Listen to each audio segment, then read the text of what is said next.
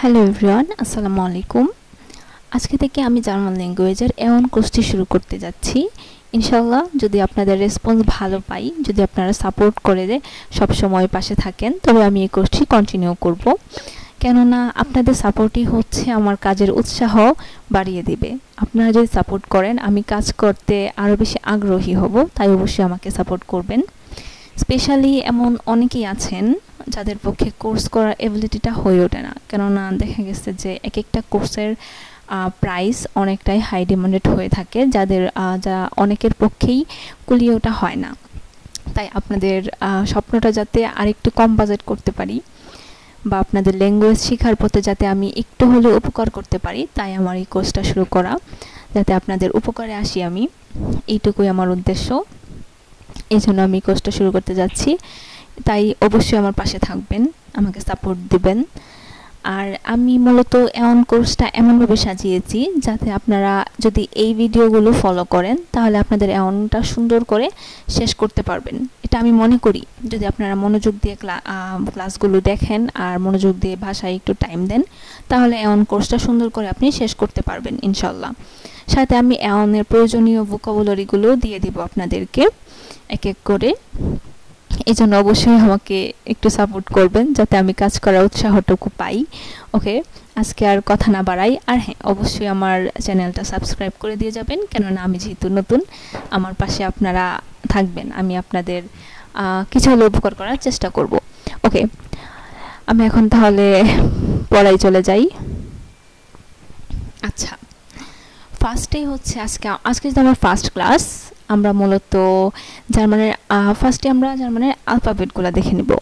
কেননা একটা ল্যাঙ্গুয়েজ যদি আপনি আলফাবেটই না জানেন, একটা ল্যাঙ্গুয়েজের মেইন হচ্ছে আলফাবেট। আমরা যখন প্লেতে ভর্তি হই, মানে শুরুতে স্কুলে ভর্তি হই, তখনই আমাদেরকে ফার্স্টে আলফাবেটগুলো শেখানো হয়। জার্মানও ব্যতিক্রম নয়, জার্মানেও ফার্স্টে আপনাকে আলফাবেটগুলো শিখতে হবে, দেন আপনাকে অন্য ইয়াতে যেতে হবে। ওকে, আর কথা না বাড়াই। ওকে, জার্মানে মূলত আমাদের একটা সুবিধা আছে, এগুলো হচ্ছে জার্মানের ওয়ার্ডগুলো ইংলিশ ওয়ার্ড, এখানে কোনো চেঞ্জ নাই। এই জন্য এই ভাষাটা আমার কাছে অনেকটাই ইজি মনে হয়, কারণ এখানে অক্ষরের কোনো চেঞ্জ নাই। আচ্ছা, এইগুলো আমি আপনাদের জন্য সুন্দর করে লিখে দিয়েছি, আপনারা এগুলো সবগুলো নোট করে মুখস্থ করে ফেলবেন, কারণ আলফাবেট এখানে বোঝার কিছুই নেই। এটা সবটা হচ্ছে আপনার মুখস্থর ক্ষেত্রে, এটা আপনাকে অবশ্যই মুখস্থ করতে হবে। এরপর আমি আপনাদেরকে একবার এটা বলে দিচ্ছি। এ আ, একে ওরা আ উচ্চারণ করা হয়, এ আ। বি বে, বি বে। সি চে, সি চে। ডি ডে, ডি ডে।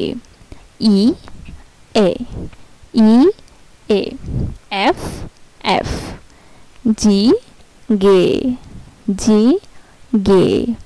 এইচ হা, এইচ হা। আই ই, আই ই। জে ইয়ট, জে ইয়ট। কে কা, কে কা। এল এল।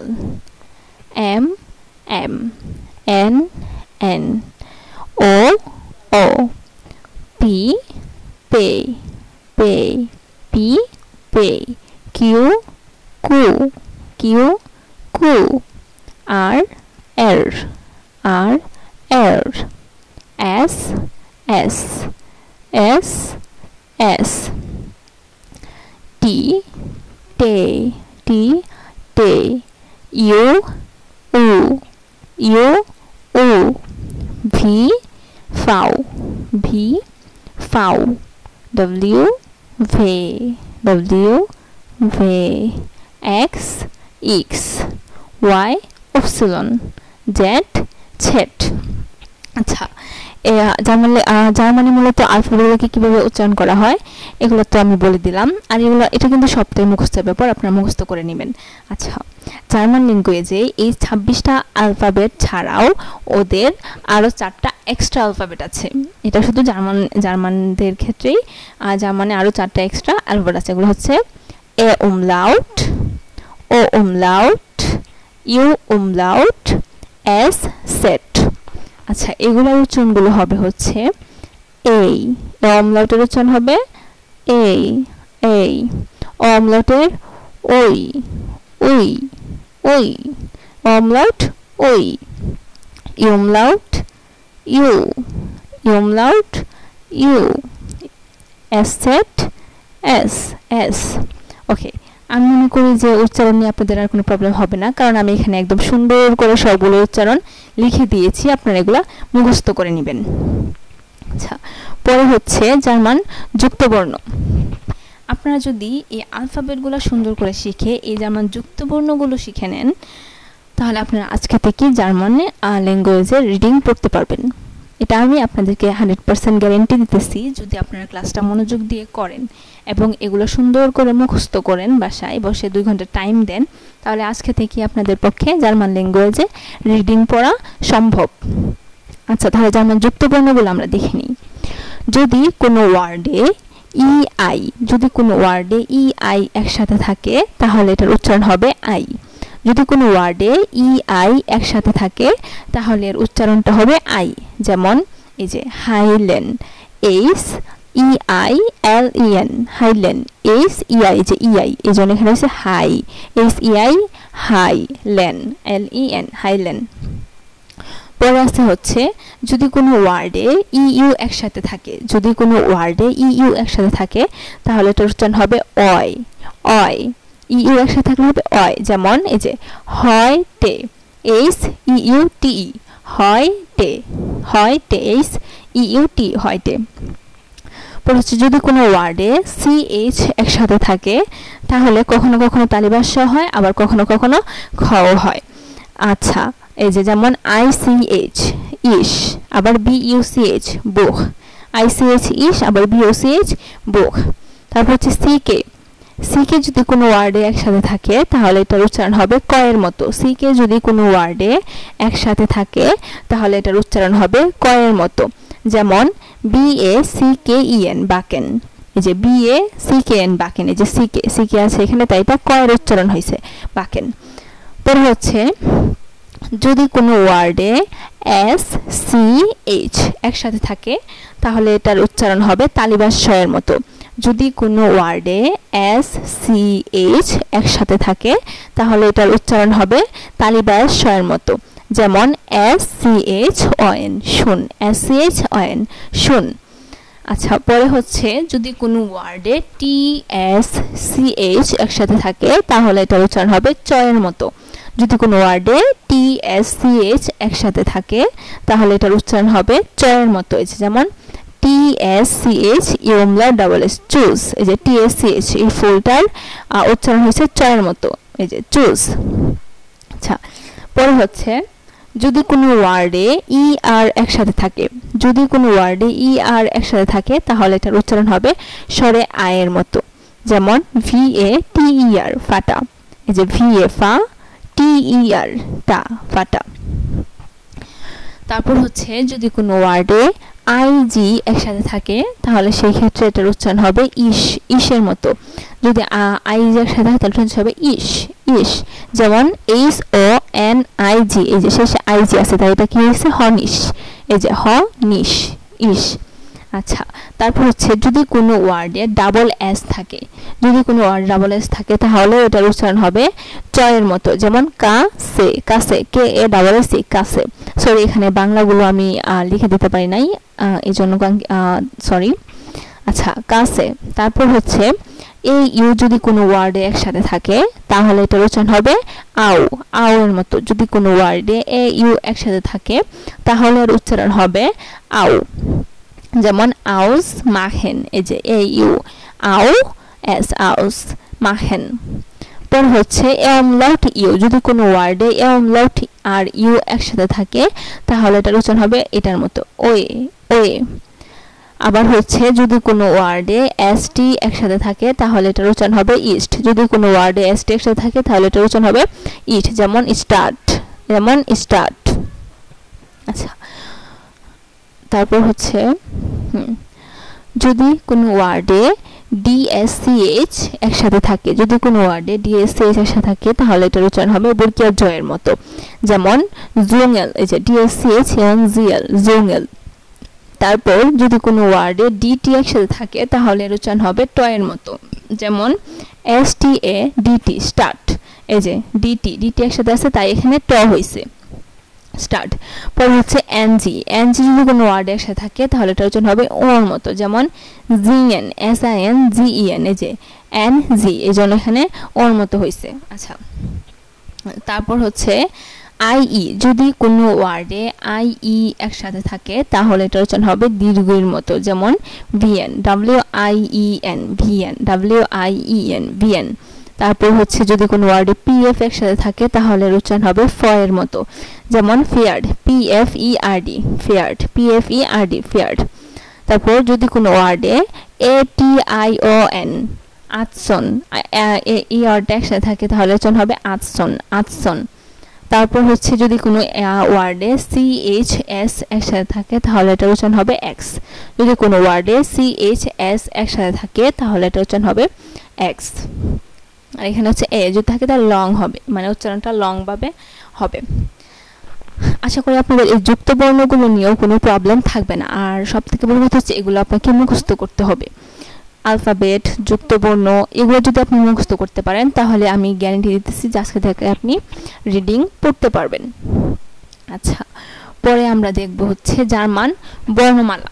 এটা হচ্ছে মূলত একটা ওয়ার্ডেই বিভিন্নভাবে বিভিন্ন সময় ইউজ হয়, যেমন বি মনে করেন একবার বয়ের মতো উচ্চারণ হলো আর একবার পয়ের মতো উচ্চারণ হয়। এখন আপনি কনফিউজড হয়ে যাবেন যে বি একবার বয়ের মতো উচ্চারণ হচ্ছে, আবার আরেক জায়গায় দেখছি যে পয়ের মতো উচ্চারণ হচ্ছে, আসলে কখন কি হবে, তখন কনফিউজড হয়ে যাবেন, এই জন্য এগুলো। আচ্ছা, এখন হচ্ছে যদি আপনারা এটাও বোঝেন তাহলে আপনাদের জন্য রিডিংটা আরো সহজ হয়ে যাবে, তাই আপনি এগুলো পড়ে নেবেন। বি শব্দ বা সিলাবলের প্রথমে বসলে বয়ের মতো এবং শব্দ বা সিলাবলের শেষে বসলে পয়ের মতো উচ্চারণ হয়। অর্থাৎ বি যদি শব্দের কোনো ওয়ার্ডের ফার্স্টে বসে তাহলে এটা বয়ের মতো উচ্চারণ হবে, আর যদি সবার শেষে বসে তাহলে এটা পয়ের মতো উচ্চারণ হবে। যেমন এই যে এখানে আছে বি, সবার ফার্স্ট ওয়ার্ড হচ্ছে বি, তারপর হচ্ছে এ, BADEN, আর এটা উচ্চারণ হচ্ছে বার্ডেন।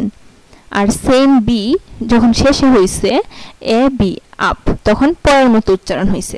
ক্লিয়ার? ওকে, তারপর হচ্ছে সি। জার্মান ভাষায় সি অন্য একটি অক্ষরের সঙ্গে একত্রে যুক্তাক্ষরের ভিতর ব্যবহৃত হয়। কোনো বিদেশি শব্দের ভিতরে সি এর উচ্চারণ ওই ভাষায় সি এর উচ্চারণ যেমন জার্মান ভাষায় ওইরূপ হয়। অর্থাৎ এটা বোঝাইছে হচ্ছে জার্মান ভাষায় সি একটি অক্ষরের সঙ্গে সবসময় যুক্তাক্ষরে ব্যবহৃত হয়, এটা আলাদা ব্যবহৃত হয় না। আর যদি কোনো বিদেশি শব্দে সি এর উচ্চারণ যেমন আমাদের ইংলিশে সি এর উচ্চারণ যেমন জার্মানেও সেম ভাবেই হবে, যেমন এই যে ক্যাম্পিং, কাম্পিং, এটাতে কোনো চেঞ্জ নেই, যে ওদের আলাদা কোনো রুলস নেই। আচ্ছা, পর হচ্ছে ডি। শব্দ বা সিলাবলের প্রথমে বসলে ড এর মতো এবং শব্দ বা সিলাবলের শেষে বসলে ট এর মতো উচ্চারিত হয়। অর্থাৎ ডি যদি শব্দ বা সিলাবলের ফার্স্টে বসে তাহলে এটা ড এর মতো উচ্চারণ হবে, আর যদি শব্দ বা সিলাবলের শেষে বসে তাহলে এটা ট এর মতো উচ্চারিত হবে। যেমন এই যে এখানে ডি সবার ফার্স্টে আছে তাই ডানকেন, এই যে DNKEN, ডানকেন, এটা উচ্চারণ হয়েছে ড এর মতো। আর এখানে হচ্ছে LAND, লান্ড, এখানে ডি সবার শেষে আছে তাই এটা ট এর মতো উচ্চারণ হয়েছে। আচ্ছা, পরে হচ্ছে জি শব্দ বা সিলাবলের প্রথমে বসলে গ এর মতো এবং শব্দ বা সিলাবলের শেষে বসলে ক এর মতো উচ্চারিত হয়। অর্থাৎ জি যদি শব্দ বা সিলাবলের প্রথমে বসে তাহলে গ এর মতো এবং শব্দ বা সিলাবলের শেষে বসলে ক এর মতো উচ্চারণ হবে। যেমন এখানে জি সবার ফার্স্টে বসছে তাই এটা গ এর মতো উচ্চারণ হয়েছে, আর এখানে TAG, এখানে জি সবার শেষে বসছে তাই এটা ক এর মতো উচ্চারণ হয়েছে। তারপর আছে হচ্ছে এইচ।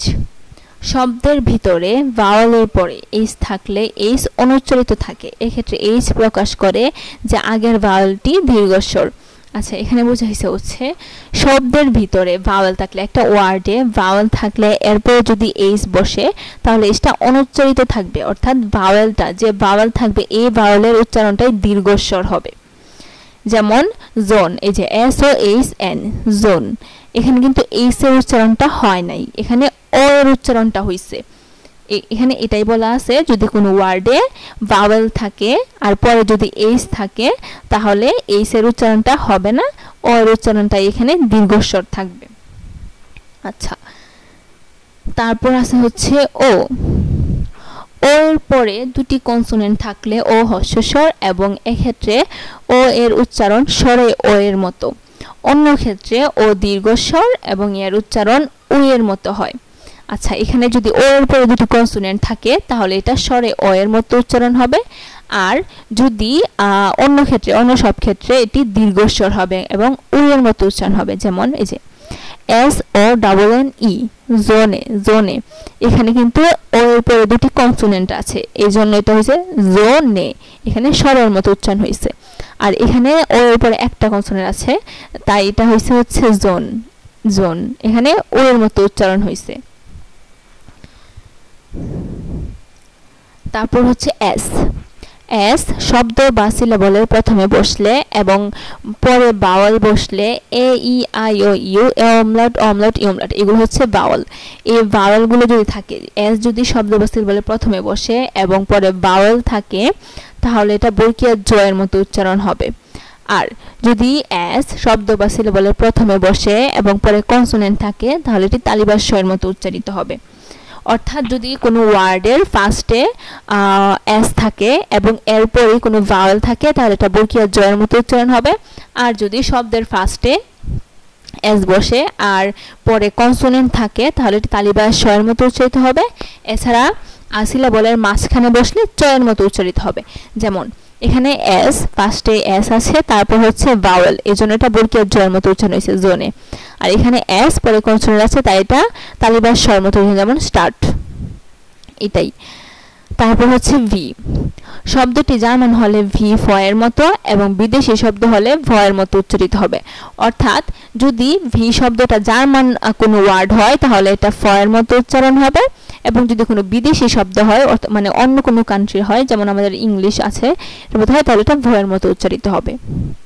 আচ্ছা, পরে হচ্ছে এক্স, জার্মান ভাষায় এক্স সহ শব্দ সব বিদেশি শব্দ, কোনো বিদেশি শব্দের ভিতরে এক্স এর উচ্চারণ যেমন জার্মান ভাষায়ও ওইরূপ হবে। অর্থাৎ জার্মান ভাষায় যত এক্স আছে, এক্স এর যত ওয়ার্ড আছে সবই বিদেশি শব্দ, জার্মানিদের নিজেদের কোনো শব্দ নেই এখানে, এই জন্য এক্স এর শব্দ অন্যান্য দেশে যেরকম হবে জার্মানিতেও সেম রকমই হবে, এটাতে কোনো চেঞ্জ হবে না।